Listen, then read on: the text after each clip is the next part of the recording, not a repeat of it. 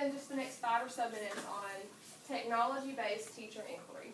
And if you notice, mine's for the 6th grade classroom because that's the age that I teach. So I tried to incorporate or come up with some things that would work best with the older age group. What does teacher inquiry consist of? Well, we begin with wonderings, and teachers kind of further their wonderings by modifying questions that they have. Okay, we all like collaborative support. You know, it's really nice to come together just like you have today, just support each other. It's just nice. So that's part of the inquiry system also. Data collection, strategies, timelines. Those all are major parts in an inquiry. For data collection, you want to take up student samples throughout the course of your teacher inquiry, just to hopefully see the progress that's being made from beginning, middle to end. Strategies, just ways you're going to implement the teacher inquiry. And timelines, you want to set certain goals for yourself, just kind of like lesson plans. You want to have a time frame that you're going to do it within. Okay, well, you can read my teacher inquiry right now. Using blogs to promote student participation and promote classroom excitement. Teaching 6th grade, I've taught 3rd grade, 5th grade, and 6th grade. And teaching 6th grade, I feel like some of my students come to school with the either I'm going to work today attitude or I'm not going to do anything today attitude. So I tried to come up with something that would make them excited about the learning process and to get them more engaged. It really seems hard to me this year for some reason to get my students to even acknowledge that we're talking about something or that we're teaching. I need them engaged. So I tried to come up with something that I thought would get them excited. So I figured blogs might be just the ticket. I'm going to quickly hand this out to you. This is a timeline that I chose to use with my students. I'll just go ahead and give you that and you can take one and pass this. It'll be easier. I chose to use blogs. The reason I chose to use blogs is because students can interact with one another. They can comment to each other. They love the modern technology and they're probably more familiar with it than I am. So this was a way I thought we could promote excitement in the classroom. The blog site that I chose to use was KidBlog. It's kidblog.org. I don't know if you've heard of it before. I really haven't, or I didn't hear of it until I started researching technology-based things to incorporate. KidBlog is a free, teacher-operated, safe, and secure student blogging platform. It allows students to engage in the paperless writing process. Students use their creativity to publish writing assignments and become responsive to other classmates' writing. The main thing here, the main goal with KidBlog, you'll see they can have just creative writing samples. They can form a book club. They can even use it with the math classroom to explain how they solve certain problems. Digital portfolios, global pen pals, science notebooks. The main thing is just to have one secure, safe place to store all of your writing, paperless writing at that. So I tried to figure out, well, what am I going to be doing in the near future that's going to work with KidBlog? I had a 5-week poetry unit coming up, and that's what you see in your timeline. The poetry unit is normally something that the students enjoy anyways, and then incorporating it with this seemed to go over pretty well. We had different skills like similes, rhyme scheme, metaphor, refrain, alliteration, personification, just all these different skills that we incorporated with poetry. And once the students created their own original work, they posted their poems, their original poems, to the blog site. And we'll kind of get into more of that in just a little bit. So, I know, why would you choose it? Why do you want to do it? Well, number one, I told you it was free. That's always the best thing.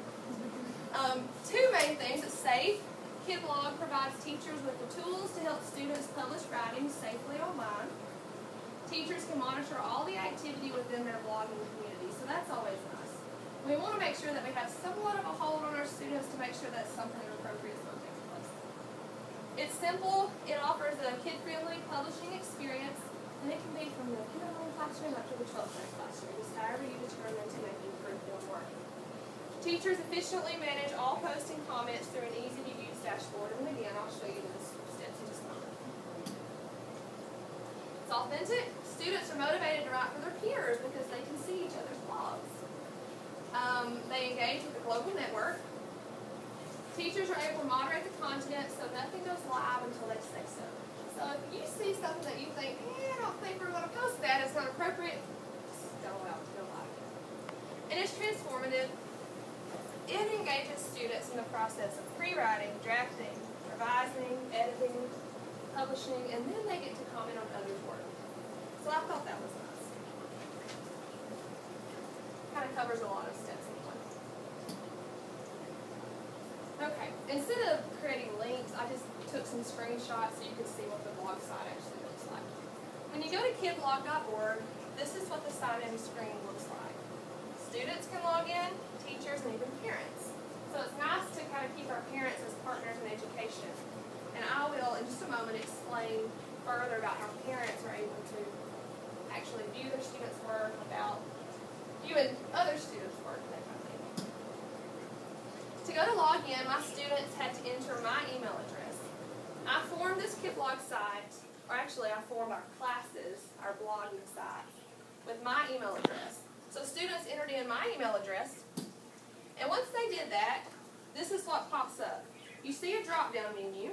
Students click on the drop-down menu, they select their name, and then they have a password. The password is what I have created it to be. So that's nice. I know that I can change passwords if I need to, I can change usernames if I need to, and all that. Well, this next slide, I just logged in under my name first so you can see what it looks like. When I took this screenshot, it was February the 13th, okay? Now, this is what I see when I log in. This is my homeroom, and I have 3 classes assigned under it. I have my homeroom, my second period, and my third period class. I can immediately see that Eric was the last one to comment or to post something, when I took this screenshot. On February the 13th, he posted his similes poem. Malachi, also on February the 13th, posted his imagery poem. Alba on February the 13th posted her similes poem, and it just goes on and on and on. You can just see what they posted, when they posted it, and it just keeps going in order all the way to the very first post.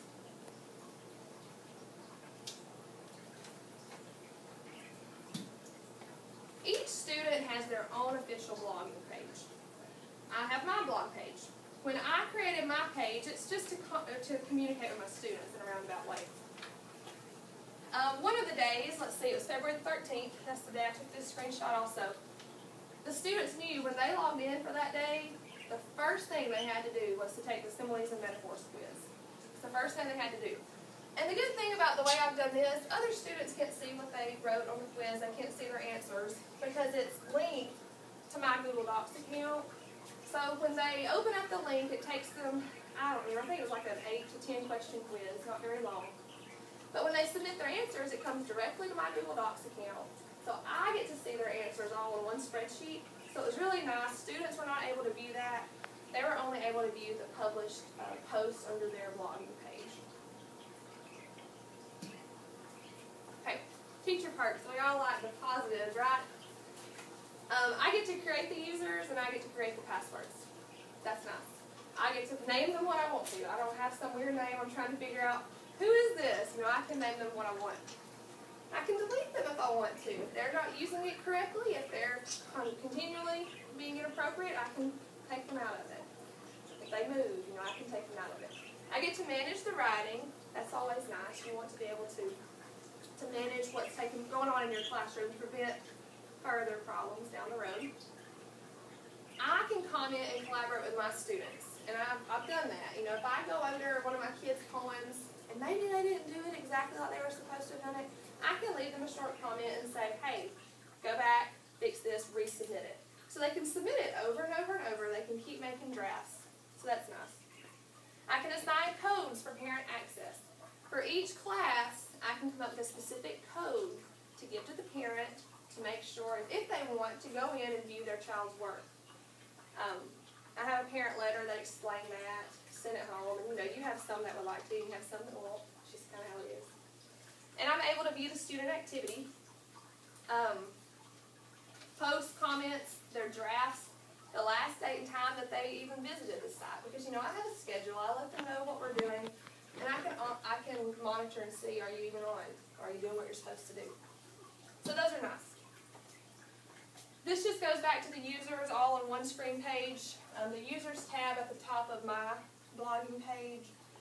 I can see, here's Evan. He has 3 posts, 3 comments. His last login was at 9:28 on February the 13th. Kira, she has 1 post, 1 comment. Obviously she's behind, because if I have 1 with 3, that's because we've assigned at least that many. So I can see on one easy access page who's there, what they're doing, and if they're behind or not behind.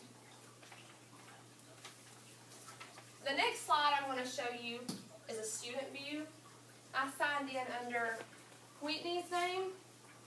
Whitney is a student. She's a really good student, so obviously I want to choose hers, right? She's a really good student. She's always on top of her work. So when she signs in, this is the first thing she sees. And I created her password so I can easily log in if I want to view things that she's doing, if I wanted to see her view of it. She can see that she's posted a Similes poem. She had a draft of a Similes poem. The reason she had a draft, maybe she didn't have enough time to finish it, so she just saved it and came back to it later. Posted an imagery poem, had a draft for an imagery poem. Posted a rhyme scheme poem. So I can, she can immediately see what she's doing. If she needs to start back up and finish something that she started, she just goes to the draft, and then she can save it and publish it. They have to publish it for it to post. When Whitney clicked on her blog, she can view everything that she's posted for her classmates to see, for me to see. Her Similes poem is one that I pulled up and took a screenshot of. Her Similes poem is titled All About Me, and she put it, I think it was in the AABBCC rhyme scheme. I can't honestly remember. But you can see they can be creative. They can change the font. They can change the color. They can do a lot of different things with it to make it, creative to them, specific to them. So that was nice. And you see a lot of them. It's funny. You see them looking at other computers and trying to, just to try to almost beat their classmates, see who has the prettiest font, the silly stuff. But to them, they want it. It's kind of a competition, which is nice, I think, to have a competition amongst your students. Okay, effectiveness of using KidBlog. Student motivation. At the very beginning, I told you that my blog, or that my inquiry was to motivate my students and to get them excited. I did find that it motivated my students. I would have some come in early in the morning and say, are we going to the lab today? Because we don't have computers in my room. We don't have iPads in my room. I have 1. So it's really hard to get a classroom of 25 students all working on a blog site. So I had to schedule the lab. But they were excited, so if they asked me that morning, hey, are we going to the lab today? If I said yes, you could tell just a smile. If I said no, I was like, oh, a letdown automatically. Student participation and engagement did increase. We talk about how students, we catch them texting. We catch them constantly trying to communicate with each other, socially, electronically, those kind of things. Well, they were able to comment to each other under each blog post, and they liked doing that. And I told them before we ever got started, I said, this is not a text. You cannot use IDK. You cannot use LOL. I said, you're going to have to form complete sentences and tell them what you want them to know, or what you want them to see, or maybe even fix. Some of them comment and say, hey, you need to fix this right here, which was nice. And one thing that I did not expect to happen was for student relationships to be formed. One of my classes, I noticed, they figured out how to change the icon. They could change their picture. And I told them I didn't want their picture on there, but they could change it to any of the avatars that were there. So when one person figured out how to do that, I never showed them how to do that. But when one person figured it out, the person sitting beside them, hey, will you help me do that? And they started talking. And then somebody on down, oh, that's neat, how'd you do that? They just started talking. They formed a relationship with them that I really haven't seen all year long. You kind of have your little cliques, and that's kind of where they stay. So these are 3 things that I thought really proved that it was effective in my specific classroom, maybe not all classrooms. And the last thing to reference is just kidblog.org. That's all it is. It's very simple, it's very teacher-friendly, it's very easy. So, are there any questions about KidBlog? Thank you all very much for your time. I appreciate it.